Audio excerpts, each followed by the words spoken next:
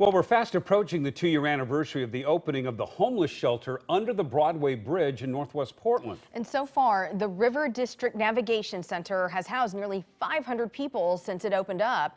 Jennifer Delling taking a closer look tonight at the successes at the shelter, plus some of the challenge it's faced too. Jennifer?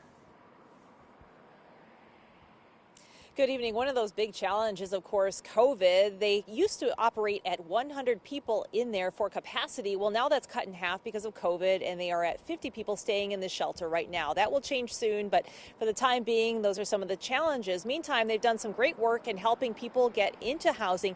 33% of the people they've served, but there's much more left to do.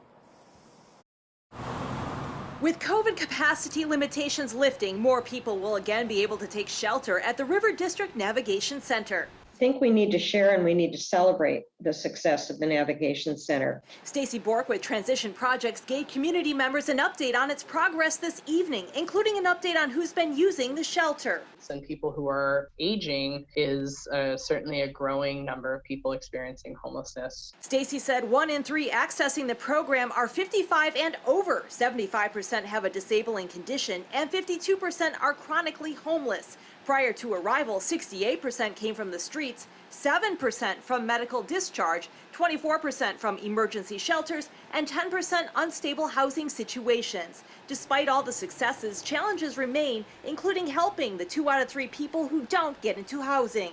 What happens to the other 2 out of 3 people? Did they go back to the street? Definitely some do.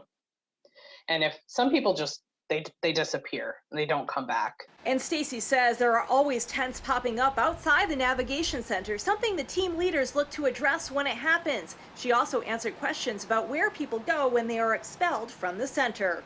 Because that was a neighborhood concern. Where would they go? Would you just dump them onto our streets in our neighborhood? What was your experience with that? Yes, we have. I mean, that's the truth, right? Is that we have.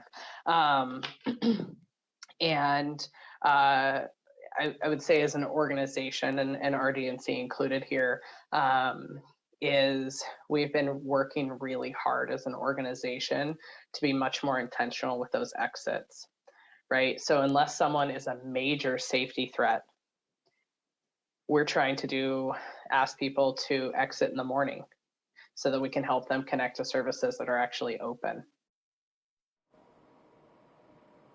And Stacy says if someone needs to exit that is a threat to themselves or others, they will reach out for assistance to Project Respond, 911, or the non-emergency line. Reporting in Portland, Jennifer Dowling, KOIN 6 News.